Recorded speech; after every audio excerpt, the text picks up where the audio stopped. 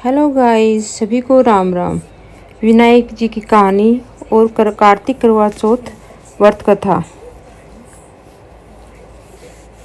विनायक जी की कहानी। एक बार गणेश जी एक छोटे बालक के रूप में चिमटी में चावल और चमचे में दूध लेकर निकले। हर किसी से कह रहे थे कि कोई मेरी खीर बना दो, कोई मेरी खीर बना दो। एक बुढ़िया बैठी थी, उसने कहा, ला मैं बना दूं। वह छोटा सा बर्तन चढ़ाने लगी। तब गणेश जी ने कहा, दादी माँ, छोटी सी भगोनी मत चढ़ाओ, तुम्हारे घर में जो सबसे बड़ा भगोना है वही चढ़ा दो। बुढ़िया ने वही चढ़ा दिया। वह देखती रह गई, वह तो पूरा भर गया। गणेश जी ने कहा, दादी माँ, मैं नहाकर आता हूँ। खीर तैयार हो गई तो बुढ़िया के पोते पोती खीर खाने के लिए रोने लगे। बुढ़िया ने कहा, गणेश जी, आपके भोग लगाना है, कहकर चूल्हे में थोड़ी सी खीर डोली और कटोरे में भर भर कर बच्चों को दे दी। पड़ोसन ऊपर से देख रही थी। बुढ़िया ने सोचा, यह चुगली कर देगी, सो कटोरा भरकर उसे भी पकड़ा दिया। बेटे की बहू ने चुपके से कटोरा खीर खाई और कटोरा चक्की के नीचे छुपा दिया। अब भी गणेश जी नहीं आए। बुढ़िया को बहुत भूख लग रही थी। एक कटोरा खीर का भरकर किवाड़ के पीछे बैठकर एक बार फिर खाया। जय गणेश जी, आपके भोग लगाना और खाना शुरू कर दिया। तभी गणेश जी आ गए। बुढ़िया ने कहा, आजा रे गणेशिया, खीर खा ले, मैं तो तेरी ही राह देख रही थी। गणेश जी ने कहा, दादी माँ, मैंने तो खा ली। बुढ़िया ने कहा, कब खाई? गणेश जी ने कहा, जब तेरे पोते और पोती ने खाई तब खाई, जब तेरी पड़ोसन ने खाई तब खाई, जब तेरी बहू ने खाई तब खाई, और जब तूने खाई तो पेट पूरा ही भर गया। बुढ़िया ने कहा, बेटा, और सारी बात तो सच है, पर बहू बेचारी का तो नाम मत लेवे, वो तो सुबह से काम में लग रही है, उसने खीर कब खाई? गणेश जी ने कहा, चाकी के नीचे देख, जूठा कटोरा पड़ा है, तूने तो मेरे भोग तो लगाया, वो तो वैसे ही खा गई। बुढ़िया ने कहा, बेटा, घर की बात है, घर में ही रहने दो, पता बची हुई खीर का क्या करूं? गणेश जी ने कहा, नगरी जिमा दे। लोगों को न्योता दिया तो सब हंसने लगे। बोले, कल तो खाने का पता नहीं था, आज नगरी जिमाएंगे। फिर भी लोग आए और ठाठ से जिमी, नगरी जिमा दी। तब भी पूरा भगोना भरा ही रहा। राजा को पता लगा तो बुढ़िया को बुलाया और कहा, क्यों बुढ़िया, ऐसा भगोना तेरे घर अच्छा लगे या हमारे घर? बुढ़िया ने कहा, राजा जी आप ले लो। राजा जी ने खीर का भगोना महल में मंगवा लिया। लाते ही खीर में कीड़े मकोड़े, बिच्छू, कंसले हो गए और दुर्गंध आने लगी। राजा जी ने कहा, बुढ़िया, ये भगोना वापस ले जा, जा, तुझे हमने दिया। बुढ़िया ने कहा, राजा जी आप देते तो पहले भी कभी देते, यह भगोना तो मुझे मेरे गणेश जी ने दिया है। बुढ़िया ने भगोना वापस लिया। लेते ही सुगंधित खीर हो गई। घर आकर बुढ़िया ने गणेश जी से पूछा, बची हुई खीर का क्या करूं? गणेश जी ने कहा, झोपड़ी के कोने में गड्ढा खोदकर गाड़ दे, उसी जगह सुबह उठकर वापस खोदेगी तो धन के 2 बड़े भगोने मिलेंगे। ऐसा कहकर गणेश जी अंतर ध्यान हो गए। जाते समय झोपड़ी की लात मारते गए तो झोपड़ी के स्थान पर महल हो गया। सुबह बहू ने फावड़ा लेकर पूरे घर को खोद दिया तो कुछ भी नहीं मिला।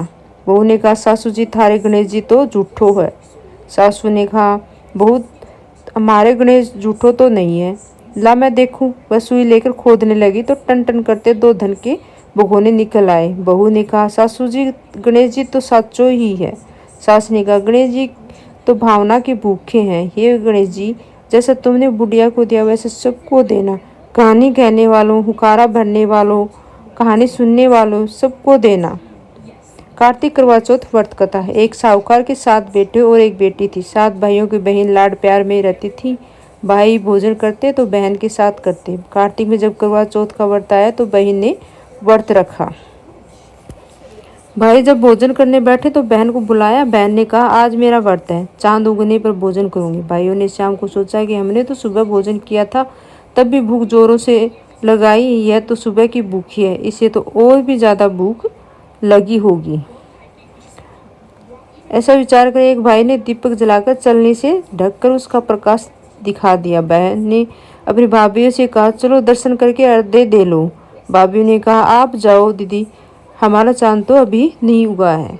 जब वो अकेले ही जाकर दर्शन कर अर्घ्य देकर भाइयों के साथ भोजन करने बैठ गई तो पहले ग्रास में शिवाल, दूसरे में बाल और तीसरे में ससुराल का बुलावा आया। आने वालों ने कहा, तुम्हारे कंवर साहब की तबीयत ज़्यादा खराब है, जल्दी भेजो। तब उनकी माँ ने कपड़ों का बंद थैला खोलकर उसे कपड़े पहनाने के लिए थैले में 3 बार हाथ दिया। तीनों ही बार श्वेत वस्त्र हाथ में आया। उसकी माँ ने वही पहनाकर एक सोने का टका दिया। जो तुम्हें सुहाग की आशीष देवे उसे यह सोने का टका देकर पल्ले की गांठ दे देना। रास्ते में जो भी मिला वह उसके पैरों में पड़ती गई। सबने भाई भांजों के सुख का ही आशीर्वाद दिया। चलते चलते जब उसके ससुराल का दरवाजा आया तो दरवाजे में घुसते ही उसकी छोटी ननद खड़ी थी। वह उसके भी पैरों पड़ी तो ननद ने उसे आशीष दी। सीली हो, सुपुती हो, 7 पूत की माँ हो, मेरे भाई को सुख दे। ऐसा सुनते ही भावज ने उसे झट सोने का टका दे दिया। वह भीतर गई तो सास ने पीढ़ी नहीं दी और रोकर बोली, मरा पड़ा है। बेचारी देखकर रोने लगी। लोगों ने समझाया बुझाया और उसकी क्रियाक्रम की तैयारी करने लगी, पर उसने इन सबको रोक दिया। उसकी सास ने कहा, क्या मरा सेवेगी? उसने कहा, हाँ मैं मरा सेने लगूंगी, आप कोई चिंता न करें। उसकी जिद पर घर वालों ने एक अलग मकान में उसको रख दिया। बेचारी मरा सेने लगी। दासी आकर बासी सूखी रोटियां दे जाती, उसी से अपना जीवन चलाती। मंगसिर मास की चौथ आई, बोली करवा ले भाया प्यारी करवा ले। दिन में चांद उगानी करवा ले, घड़ी बुखाली करवा ले। वह बोली, माता मैंने नियम बिगाड़ा तो आप सुधार करोगी, मुझे मेरा सुहाग देना पड़ेगा। चौथ माता बोली, मेरे बड़ी पोह की चौथ है, उसे अरज करना। पोष की चौथ आई। उसने कहा, मेरे से बड़ी माँ की आएगी। इसी तरह अपने से अगली अगली बताती गई और आखिर आसोस की चौथ आई। उसने कहा, भाई तेरे घर पर तेरे पर कार्तिक की चौथ नाराज है, उसने ही तेरा सुहाग लिया है, वही वापस देगी, तू उसके पैर पकड़ लेना। कार्तिक की चौथ आई। उसने गुस्से में भरकर कहा, भरत भांडनी करवा ले, भाया प्यारी करवा ले, दिन में चांद उगानी करवा ले, घनी बुखाली करवा ले। पर साहूकार की बेटी उसके पैर पकड़कर बैठ गई। बोली, माता मेरी भूल हो गई, मैंने व्रत बिगाड़ा तो आप सुधार करो।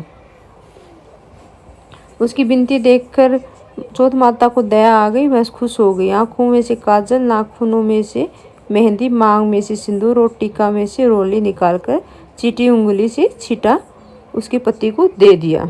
उसका सुहाग तुरंत बैठ गया। बोला, खूब नींद आई। उसकी स्त्री बोली, ऐसा भी क्या सोना, मुझे तो 12 महीने हो गए सोए हुए। उसने सारी बात उससे बताई। उसका पति बड़ा खुश हुआ। उसने कहा, चौथ माता को उत्सव करना चाहिए। उसकी स्त्री ने तुरंत इंतजाम किया और करवा लिया। कहानी सुनी और चूरमा किया। तो दोनों पति पत्नी भोजन कर चौपड़ पास खेलने लगे। दासी आई, बासी टुकड़े लेकर देखे तो दोनों चौपड़ पास खेल रहे हैं। तुरंत वापस गई। उसकी सास से बोली, वे तो चौपड़ पास खेल रहे हैं। उसकी सास को विश्वास नहीं आया। झट ऊपर आई और देखकर खुश हो गई। पूछा, यह क्या बात है? तब बहू ने सारी बात बताई। सास के पैर पकड़े, घर में आनंद और खुशहाली छा गई। बेटों की माँ सब कोई 12 चौथ करना, 12 नहीं तो 4 तो अपने 7 फेरों की शक्ति के लिए जरूर करें। हे चौथ माता, सबका सुहाग भाग देना। साहूकार की बेटी की तरह दुख किसी को भी मत देना। बट उसके पति को जितनी लंबी उम्र दी, आपने उसको जीवित किया, वैसा सबको लंबी उम्र देना। Thank you. Subscribe and like and share करने की कृपा करें। धन्यवाद।